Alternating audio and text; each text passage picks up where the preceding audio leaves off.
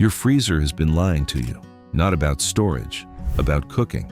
The cooks who actually know this machine use it to transform ingredients, not just preserve them. Frozen tofu cooks differently. Today, we are counting down 17 Chinese freezer habits that keep food fresh, eliminate waste, and change how you cook. Stay until number 1, because it is the single idea that connects everything on this list. Number 17. Freeze ginger whole and grate it, straight from frozen. Most people store ginger in a bowl on the counter until it shrivels, or in the fridge until it goes soft and moldy at the cut end. Neither works well for long. Wrap the whole unpeeled root in cling film, put it in the freezer, and leave it there indefinitely. When you need ginger, take it out and grate it straight from frozen on a fine grater. Frozen ginger grates cleanly into a fine paste rather than the stringy, fibrous mess fresh ginger produces. The skin grates away with it and you never have to peel it.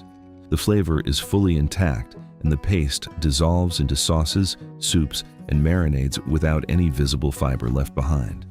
This is not a storage tip. This is a prep upgrade disguised as one. A single large root, bought when it is cheap, lasts indefinitely in the freezer, costs less than buying fresh every week, and produces a better result every time you reach for it. And since ginger goes into almost everything, the next trick covers the aromatics that go alongside it every single time. Number 16. Freeze scallions, pre-sliced and ready to use. Buy scallions in bulk when they are cheap, which is almost always. Wash them, dry them thoroughly, slice them into rings, and spread them out on a tray lined with baking paper. Freeze them flat on the tray for 1 hour until solid, then transfer into a sealed bag. The flat freeze on the tray first is the important step. It stops the pieces clumping together into a solid block, which means you can shake out exactly as many as you need without defrosting the whole bag. Scallions go into soups, fried rice, congee, noodles, and braises without ever needing to thaw first. Drop them straight into whatever is cooking from frozen and they soften in seconds. One bunch bought fresh becomes months of ready-to-use portions with no waste, no wilting, and no last-minute dash to the shop because you forgot to buy them. The flavor from frozen scallions is identical to fresh in any cooked application. Cold dressings and raw garnishes are the only exception, and for those, you would always use fresh anyway.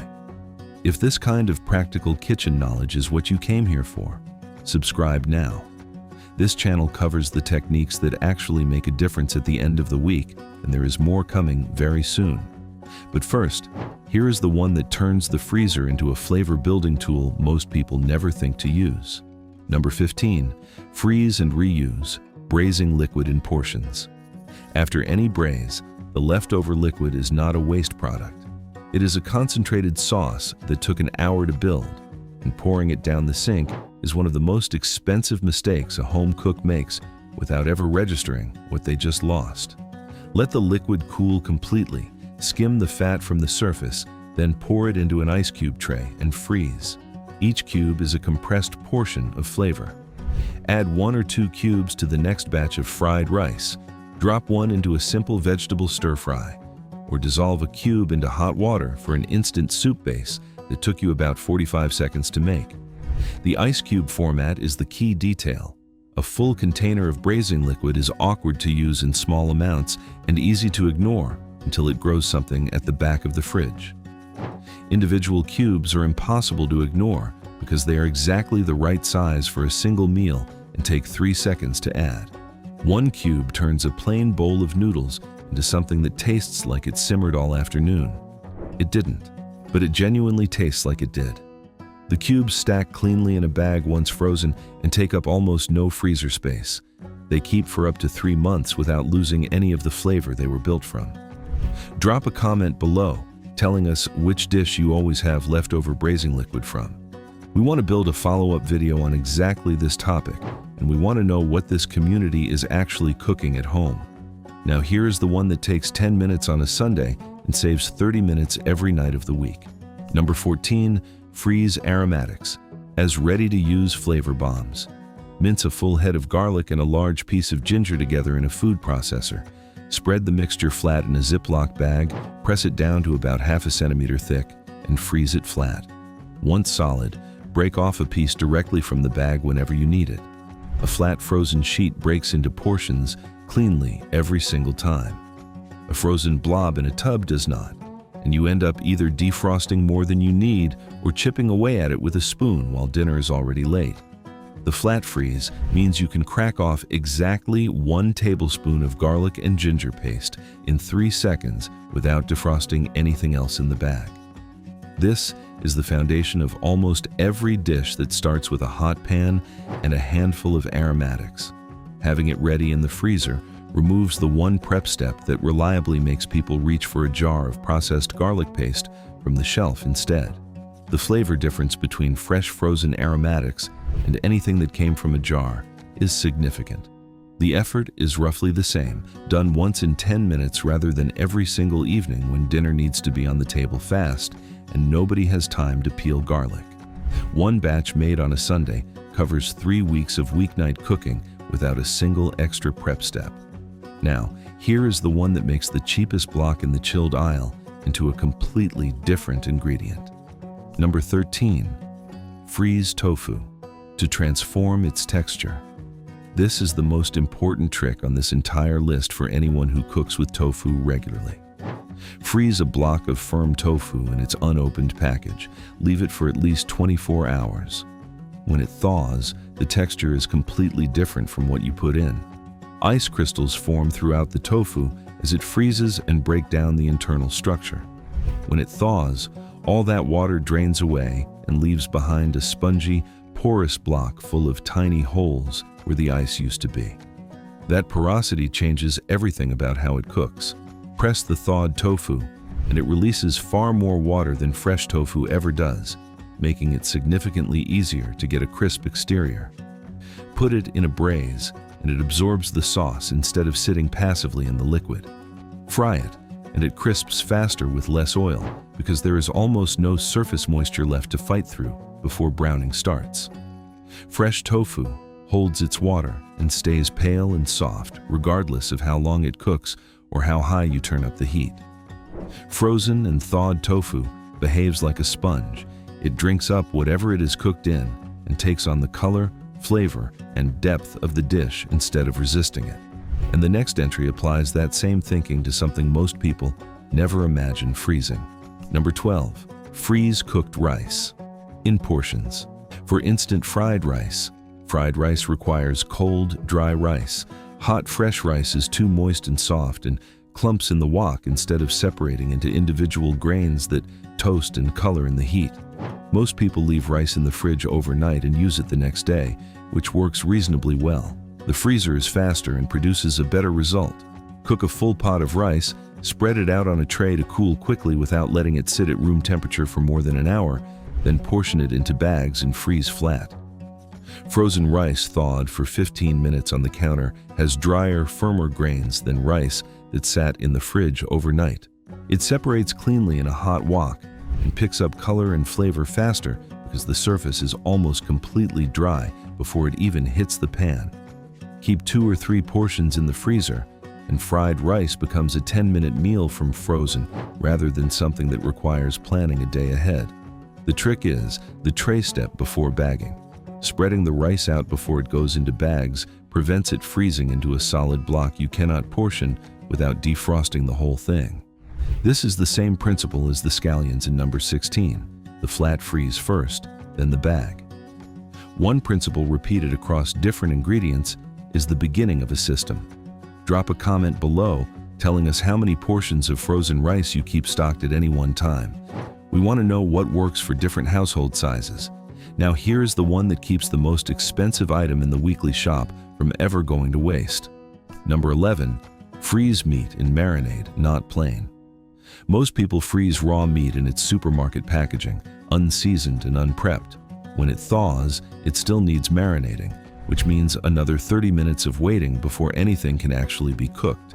Instead, marinate the meat first, then freeze it in the marinade. The meat thaws inside the marinade rather than in plain packaging, which means it is fully seasoned and ready to cook the moment it reaches room temperature. Pork shoulder sliced thin and frozen in a soy, ginger, and sugar marinade is ready for the wok within an hour of coming out of the freezer. There is no extra step. The thawing time is the marinating time. Freezing and marinade also benefits tougher cuts in a way that same-day marinating cannot replicate. As the meat freezes and thaws, the muscle fibers loosen slightly, and the marinade penetrates more deeply than it would in a same-day preparation where the meat is cold and dense when the seasoning goes on. The result is more evenly seasoned meat that takes on flavor all the way through rather than just on the surface. This works with chicken thighs, pork belly strips, beef cut for stir-frying, and anything else you would normally marinate before a hot pan or grill. Buy in bulk when meat is on offer, portion it out immediately, marinate it, freeze it the same day, and every future meal starts from something that is already halfway done before you even open the freezer door. Now here's the one that turns an overlooked habit into a stock you would actually want to cook with. Number 10. Freeze vegetable scraps selectively for stock. The key word is selectively. Not every scrap makes good stock, and this is where most advice on this topic goes wrong by suggesting that everything edible goes in together. Scallion roots, ginger peel, mushroom stems, carrot ends, and the outer leaves of cabbage are all worth saving. These add genuine flavor without muddying the color or making the liquid taste sharp. Do not add broccoli stalks or cauliflower trimmings, which turn the stock bitter and give it a smell that carries through everything you cook with it.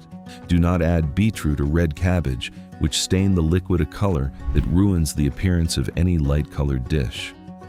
Do not add anything that has already started to go slimy, smell, or deteriorate past the point where you would eat it fresh. The freezer is not a bin for things that should have been thrown away yesterday. Keep a dedicated bag in the freezer and add clean, dry scraps to it every time you prep vegetables. When the bag is full, cover the scraps with cold water. Add a piece of fresh or frozen ginger and one dried shiitake mushroom and simmer for 45 minutes. The shiitake adds a depth of flavor that vegetable scraps alone cannot provide.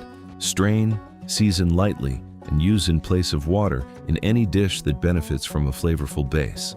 Congee made with this stock tastes like it was cooked with a whole chicken in the pot. It wasn't, but the stock does the work that plain water simply cannot.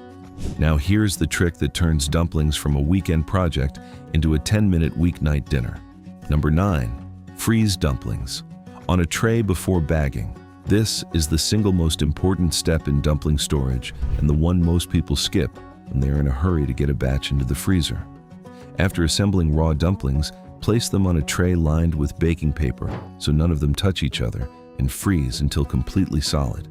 Only once they are individually frozen hard do you transfer them into a bag for longer storage. If they go straight into a bag unfrozen, they press together and bond at the points where the wrappers touch. When you try to pull them apart, you tear the wrappers and the filling either falls out or the dumpling arrives in a burst-open mess at the bottom of the pot. Individually frozen, you can cook exactly 4 or exactly 40 and return the rest straight to the freezer without defrosting anything you did not need. Cook them directly from frozen without thawing first. Add 2 minutes to the normal boiling, steaming, or pan-frying time to account for the cold center. The wrapper stays intact, the filling cooks through completely, and the result is indistinguishable from fresh dumplings made that morning. If this is changing how you think about your freezer, tap the like button now. It helps this video reach more people who want to cook smarter and waste less. Now here's the one that solves the problem of dough going stale before you ever finish it. Number 8. Freeze dough. After the first rise, not before. Raw yeasted dough can be frozen before any rise, but the results are inconsistent. The yeast can lose activity during the freeze, and the dough may not rise properly after thawing, leaving you with dense, flat results after all that work. What works reliably is freezing after the first rise. Let the dough rise once as normal, punch it down, shape it into individual portions, wrap each one tightly in cling film, and freeze before the second rise happens. When you need it, transfer from freezer to fridge the night before and let it thaw slowly overnight. The next morning, bring it to room temperature and let the second rise happen naturally at the counter. The result is indistinguishable from same-day dough because the yeast was preserved at its most active moment rather than being stressed by freezing before it had a chance to work. For bao dough, this method produces a consistently soft, pillowy result that holds up through steaming without collapsing or becoming dense. The active time is 30 minutes of preparation once. Everything after that is planning and patience, which costs nothing. Now here's the one that makes your most expensive pantry condiment last indefinitely without losing any of what makes it worth the price. Number 7. Freeze chili. Paste and fermented condiments in small portions. Opened jars of chili bean paste, doubanjiang, and homemade chili oil lose potency in the fridge over time. Most people use a jar heavily for the first 2 weeks, return to it occasionally, and eventually find it at the back of the fridge 4 months later, tasting flat and slightly off. Then they throw it away and buy a replacement. That cycle costs money every single time it repeats. Spoon the contents of an opened jar into an ice cube tray, freeze until solid, pop the cubes out, and bag them for long-term storage. Each cube is approximately 1 tablespoon, which is the right quantity for 1 or 2 portions of most dishes that call for these ingredients. The heat in chili-based pastes does not diminish in the freezer the way it does in the fridge exposed to air. Homemade chili oil frozen this way tastes exactly the same 6 months later as it did the day it was made and strained. A 4-pound jar of doubanjiang that normally lasts 2 months in the fridge now lasts indefinitely in the freezer, with every tablespoon as potent as the first one you used. This is the trick that makes premium condiments economical across a full year of cooking rather than disposable within a single month. Now here is the one that produces 2 completely different dishes from the same block of the same ingredient. Number 6. Freeze silken tofu.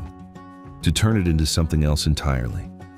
This is a different trick from number 13, and it produces a completely different result because silken tofu and firm tofu are completely different products with completely different structures. Freeze an unopened carton of silken tofu until completely solid. Thaw it in the fridge over 12 hours. The transformation is more dramatic here than with firm tofu. Silken tofu is so high in water content that freezing changes it from a smooth, quivering custard into something almost crumbly and textured, closer to a fresh crumbled cheese than anything resembling its original state. This texture is not suitable for serving cold with a dressing, where you want the original silky smoothness that made silken tofu worth buying in the first place. 1 block bought in bulk when cheap, frozen half, used fresh for 1 dish and transformed for a completely different one. Nothing wasted, 2 distinct dishes from a single purchase, and a freezer working noticeably harder than it was the week before. Now here's the one that makes a pot of soup available in 15 minutes rather than an hour on any given evening. Number 5. Freeze stock. In flat bags, not tubs. A frozen tub of stock takes 2 to 3 hours to thaw in the fridge or requires a pan of hot water and careful handling to speed it up. A flat frozen bag of the same stock takes 15 to 20 minutes under warm running water or in a pan over the lowest heat setting. The difference is surface area. A flat bag exposes far more of the frozen block to the heat source than a dense cylinder sitting in a tub. Pour cooled stock into Ziploc bags, seal them with as little air inside as possible, and freeze lying flat on a tray. Once solid, they stack vertically like folders in a drawer and take up a fraction of the space a row of tubs would require. To use, run the sealed bag under warm water for 30 seconds to release the frozen block from the plastic, then drop the whole thing into a pot and melt it over low heat. Stock available in 15 minutes on any weeknight. Stock is the foundation of congee, braised dishes, soups, and any sauce that needs depth rather than just liquid volume. Having it available in flat portable portions removes the only practical barrier to using homemade stock daily, instead of reaching for a cube and hoping for the best. Now here is the one that takes the most labor-intensive prep step and collapses it into 1 afternoon a month. Number 4. Freeze wonton wrappers. In stacks with paper between each portion. Fresh wonton wrappers from a Chinese supermarket are excellent but have a short working window. Left uncovered at room temperature for more than an hour, the edges dry out and crack when you try to fold them, which means every dumpling you make looks ragged instead of clean. Even in the fridge, they stiffen within a day or two, making it harder to seal them properly around a filling. To use, remove only the portion you need and leave it on the counter for 15 to 20 minutes. The wrappers thaw completely pliable and ready to fill without any cracking at the folds. A large pack, which is always cheaper per wrapper than a small pack, now stretches across several weeks of cooking rather than demanding you race through the whole stack before they stiffen. Dumplings and wontons become a 30-minute weeknight option made from ingredients already at home rather than an occasional project requiring a fresh supermarket trip every single time the mood strikes. Now, here's the one that saves the most perishable cooked ingredient from being thrown away every week. Number 3. Freeze cooked noodles. In portions with oil. Cooked noodles stick together almost immediately as they cool because the surface starch bonds each strand to every other strand touching it. Most people cook exactly what they need and throw the rest away or try to reheat leftovers in a microwave where they clump into a dense, rubbery tangle that tastes nothing like the original dish. The fix takes 30 seconds and requires only one extra ingredient. The moment noodles come out of boiling water, toss them with a teaspoon of sesame oil or any neutral cooking oil before they have any chance to bond together. The oil coats every strand individually and creates a barrier that prevents them sticking during cooling and freezing. Portion into individual servings on a lined tray, freeze until solid, then transfer to bags for storage. Drop them directly into soup from frozen without any thawing step. Toss them into a hot wok, straight from frozen where they defrost instantly on contact with the pan surface. Or thaw briefly in cold water for 2 minutes before dressing with scallion oil and soy sauce for a fast meal that looks and tastes nothing like something that came from a bag in the freezer. Cooked noodles stored this way turn any soup, braise, or sauce into a complete meal in under 5 minutes, which is faster than most people can boil a fresh pot of water. Drop a comment below with the noodle dish you make most often at home. We are building a dedicated noodle video, and we want to know what this community actually cooks. Now, here's the one that turns a single Sunday afternoon into weeks of breakfasts and dinners already waiting in the freezer. Number 2. Freeze steamed bao fully cooked, not raw. Bao freeze better after cooking than before, and getting this order right makes the difference between a reliable freezer meal and an unpredictable one. A raw frozen bao needs to thaw completely, complete a second prove, and then steam. That process takes the better part of a morning and produces inconsistent results depending on how well the yeast survived the freeze and how warm your kitchen is that day. A cooked frozen bao needs 4 to 5 minutes in a steamer over boiling water and tastes identical to one made fresh that morning. The skin stays soft and slightly glossy, the filling heats through evenly, and there is nothing about the texture or appearance that gives away the fact that these were made days or weeks ago. Steam a full batch. Let every bao cool completely on a wire rack before any of them go near a bag, and place a small square of baking paper under each one to prevent the base sticking to the bag during freezing. Reheat directly from frozen over boiling water for 4 to 5 minutes with the lid on. Do not open the lid during steaming. The trapped steam is what rehydrates the skin and keeps it soft rather than tight and dry. This method works for all filled steamed bao and also for plain milk bao, which reheat particularly well from frozen. One Sunday batch of 12 bao becomes 12 ready-to-go meals across the following weeks, each one costing a fraction of the shop-bought equivalent and taking 4 minutes to prepare from frozen. That is the real return on one afternoon of batch cooking applied to the right dish. And now, number 1. Number 1. Freeze food. In the state, you will want it later. This is the idea that every entry on this list has been demonstrating without naming it directly until now. Ginger is frozen whole because you want to grate it straight from frozen without peeling. Scallions are frozen pre-sliced because you want to drop them into a pan without preparation. Rice is frozen portioned and dry because you want it in the state that produces the best fried rice without a day of planning. Tofu is frozen deliberately to transform its texture into something that absorbs a braise instead of resisting it. Dumplings are frozen individually because you want to cook 4 or 40 without defrosting a stuck-together block. Aromatics are frozen as a flat paste because you want to crack off 1 tablespoon and drop it straight into a hot pan at 7 in the evening. Braising liquid is frozen in cubes because you want exactly 1 tablespoon of depth added to a simple dish, not an entire container defrosted for a single bowl of noodles. Noodles are frozen with oil coating each strand because you want them to separate cleanly from frozen rather than arriving in a clump. Bao are frozen fully cooked because you want a 4-minute reheat on a Tuesday, not a 2-hour proving process. Every single entry on this list is the same principle applied to a different ingredient. Do not freeze food in the state it arrived in from the shop. Freeze it in the state that makes your next meal faster, easier, and better than if you had started from scratch. The people who get the most from a freezer are not the ones with the most space or the most expensive machine. They are the ones who treat freezing as the final step of preparation rather than the first step of storage. That shift in thinking is worth more than any individual tip on this list, because once you internalize it, you stop needing a list at all. You start looking at every ingredient in your fridge and asking the same question: what state would this be most useful in later? Then you put it in the freezer that way. Apply it to 1 ingredient this week, then apply it to everything else. That is number 1. Click the next video showing on the left to keep going. Until then, keep cooking.